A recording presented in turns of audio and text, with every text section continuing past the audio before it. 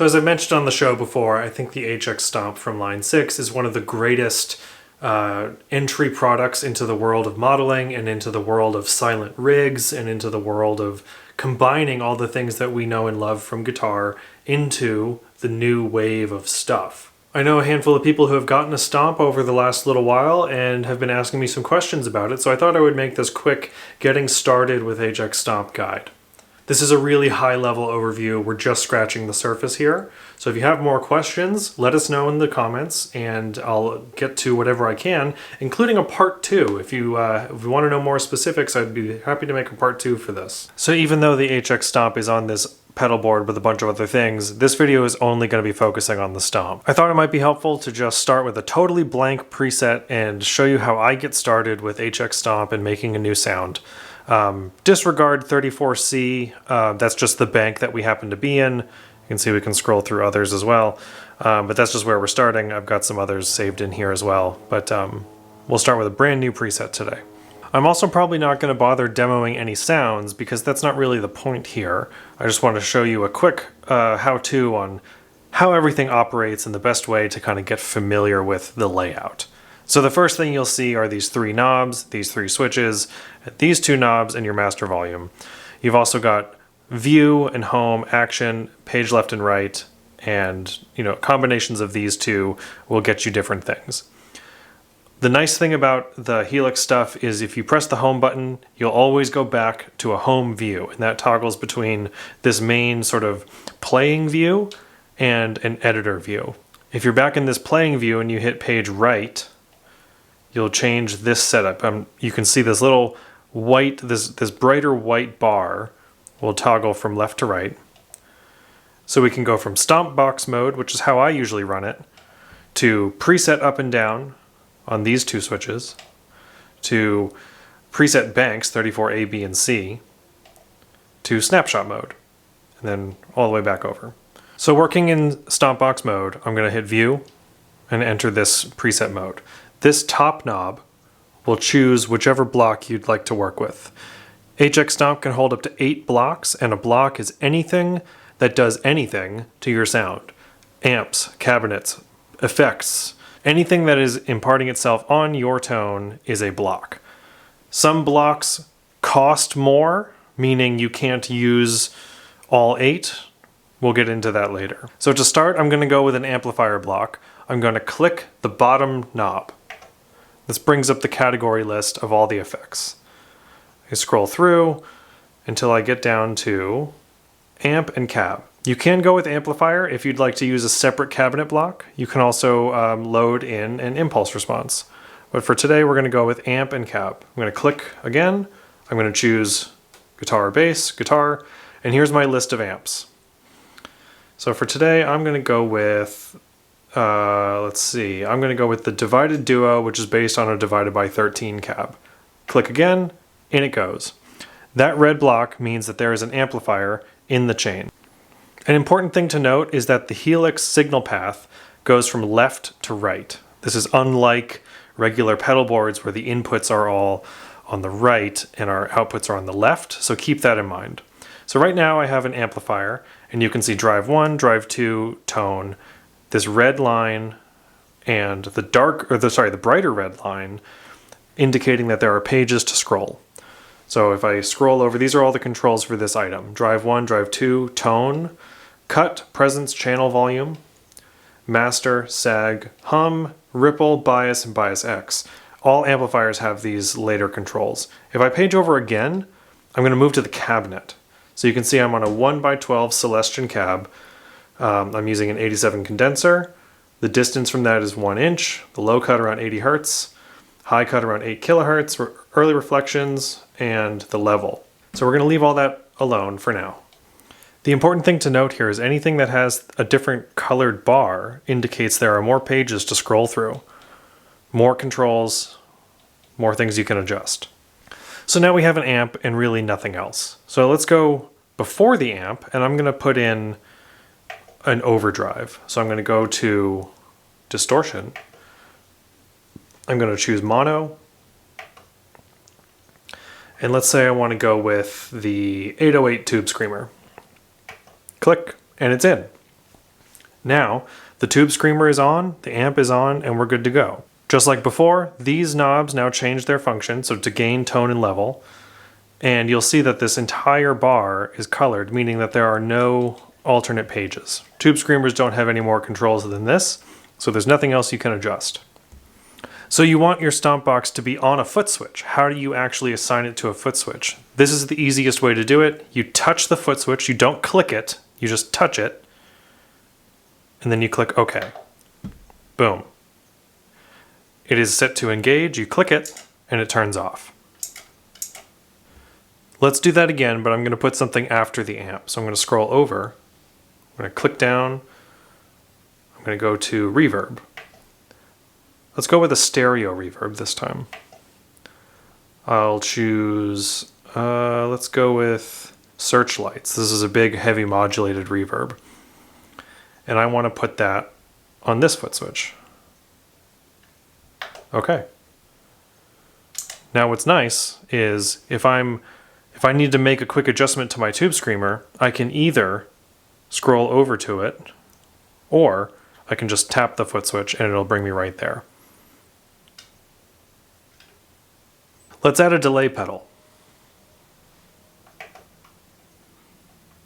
So I'll go down to delay.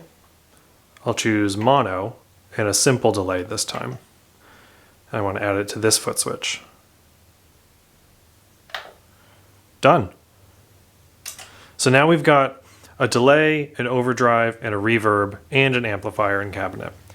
But I don't want my delay before my overdrive, which is how it's currently set up. So you can see the green block, the green foot switch, the yellow block, the yellow foot switch, and the orange block and the orange foot switch. So say I want to move my delay so it's after the overdrive but before the amp. This is very easy. You just click Action and scroll it over. If you want to switch the order of any foot switches, this is also a great way to do this. You just take two fingers, touch them both, swap foot switches 3 and 2, yes, switched. I like to keep my foot switches in order that they appear in my signal, but you don't have to do this. You can go whatever makes sense for you. So I've gone ahead and cleared all of my foot switch assignments to show you a different way to do this. If I want my tube screamer assigned to this switch, I can of course just touch it, hold it, and hit OK. Or you can hit both page left and right together, go to bypass assign, and then choose a switch. So you can choose which switch it assigns to here. Within this menu, there's also foot switches 4, 5, expression 1, and expression 2 if you had something connected to the external tap switch. So I'm going to go with foot switch 1 and go back to my home screen. From here, the smart thing to do is to save it. So you click Home and Action at the same time, and you bring up the Save menu. From here you can rename it, you can scroll through letters, you page over for delete and insert, and you use the top encoder to move through characters. So I'll save this now. You can click the middle one to jump to different settings of the alphabet.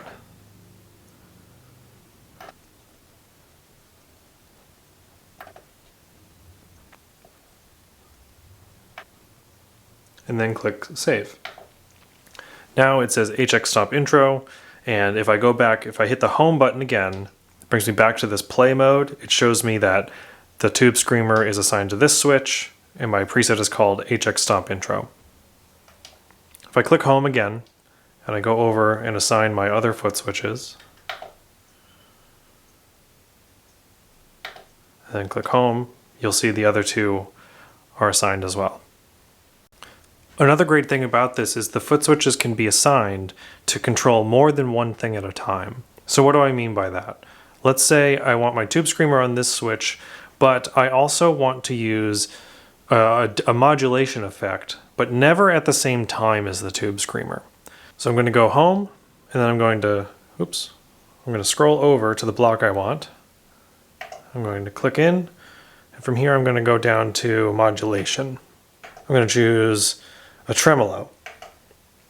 So the tremolo, anytime you add an effect, it defaults to being turned on. It's a little hard to tell here, but you can determine that by the color being brighter or duller. And you can hear it. So to assign this to a switch, I'm still going to tap and hold as normal. And where it says assign, oops, bring that back. You can toggle this between replace and merge. So if I were to replace, this switch now turns blue and it controls the tremolo, not the tube screamer, which is still in the line, but it's turned off. So let's go back, reassign this to the tube screamer. Now, if I want to turn the tremolo on, you can also bypass effects by clicking this top encoder. So I'm going to turn that on. I'm going to tap the switch, I'm going to leave it on merge and click OK. So now what this does is it controls both the tube screamer and the tremolo. The color will toggle between the two if you just tap it.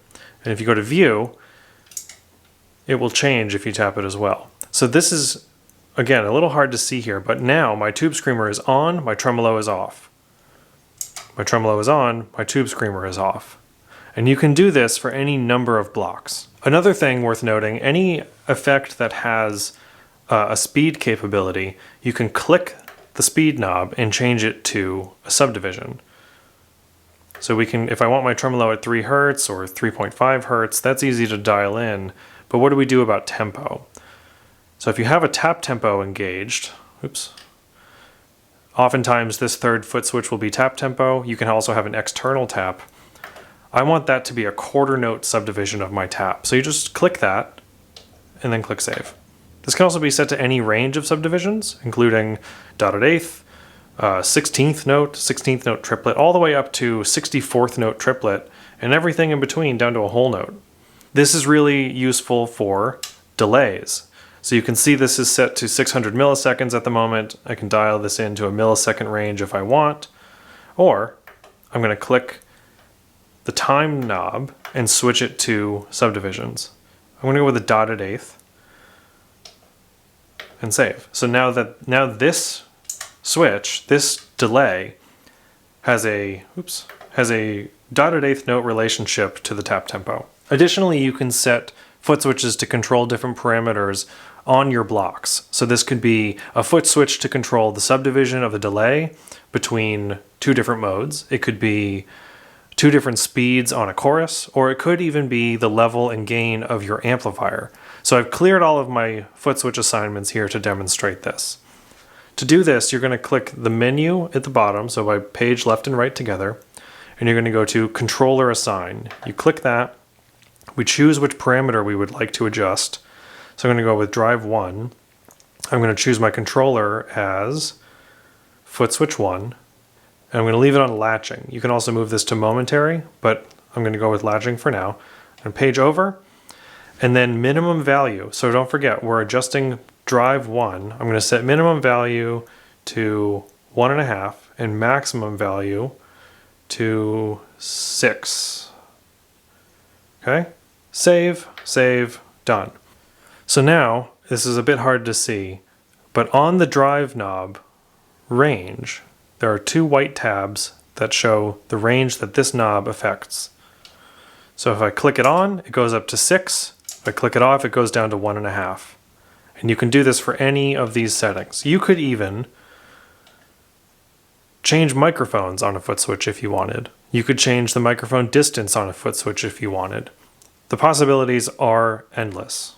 Now if you page over, we can see this changes to preset like we mentioned earlier, and this will bank up and down through my different presets.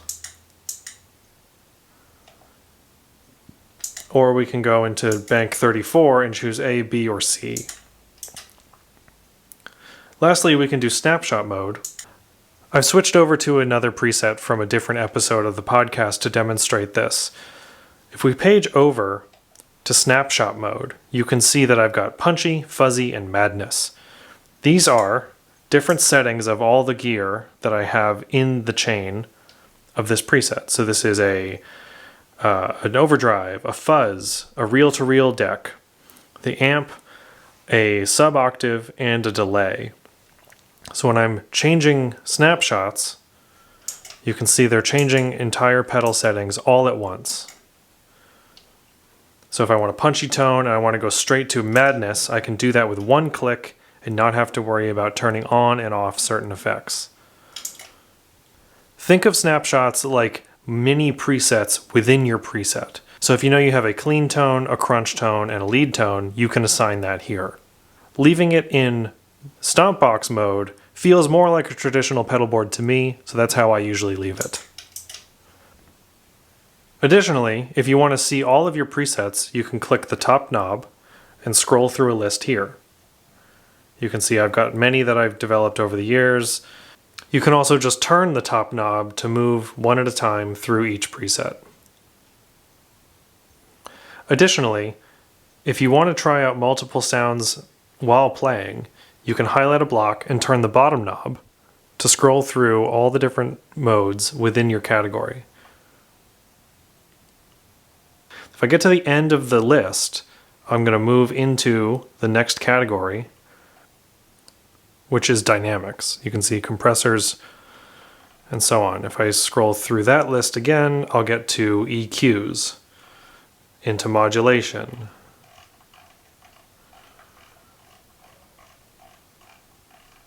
into delays, and so on. When scrolling through the list of effect types, you can page in, page out, or click to go in, and then scroll down, scroll through, page in, page out, whatever you need to do. Additionally, it's worth noting that within almost all of the categories there is mono, stereo, and legacy. Stereo is going to use more processing power in the stomp, meaning you will have access to fewer blocks. So you can't always use all 8 if you're using some of the more process-heavy effects, such as the big cavernous reverbs or really intricate delays. Also, if you scroll down to legacy, this contains all of Line 6's sounds from previous versions of hardware prior to Helix. So these delays are all from the DL4, their EQs and distortions. Like if we go to legacy here, these are classic Line 6 distortion sounds from the Pod, from Pod Farm, from things like that. Lastly, I want to mention if you push the menu and then you scroll over, you'll get to global settings. You click, and here's all of your global settings for Helix, including your ins and outs levels, what the headphones will monitor, what the sends and returns are doing. These are user preferences, foot switch preferences, expression pedals, MIDI, and displays. Everything you could need is in here. On the ins and outs screen, one thing to remember is your output level. If you're going into an interface and it needs a line level, you can just change output level to line. If you're going into an amp, you can change it back to instrument. Same is true for the sends and returns. On this pedal board, I'm using many other pedals, so I want that send and return to be instrument level, not line level. So I hope this has been helpful. A super quick cursory overview of the HX Stomp. If you need more info, let me know. I'm happy to make a part 2 of this, but that should be enough to get you started and get you clicking around and making some cool tones. This type of gear is really limitless, and you need to know some of the ins and outs of the platform before you can know how to use it in your rig. So even though this is some beginner stuff, hopefully it's been helpful for you to kind of get an understanding of how you might be able to use it. If you're curious how I integrate the HX Stomp with all my other pedals, be sure to check out the other video on the channel, how to use an HX Stomp with your pedal board. If you also are interested in an in-ears monitor setup with a full-size Helix floor, check that video out as well. There's a lot more here, and we're just scratching the surface, so go forth, make great tones, let me know what your questions are, and let us know what else you'd like to see covering this type of stuff. Be sure to check out the Tone Control wherever you can grab podcasts. If you like this kind of thing, come hang out in our Discord server. There's a link in the description for that. And if you like what you see, head to our Patreon, check us out there. Links to everything down in the description. And that's going to do it. See you next time.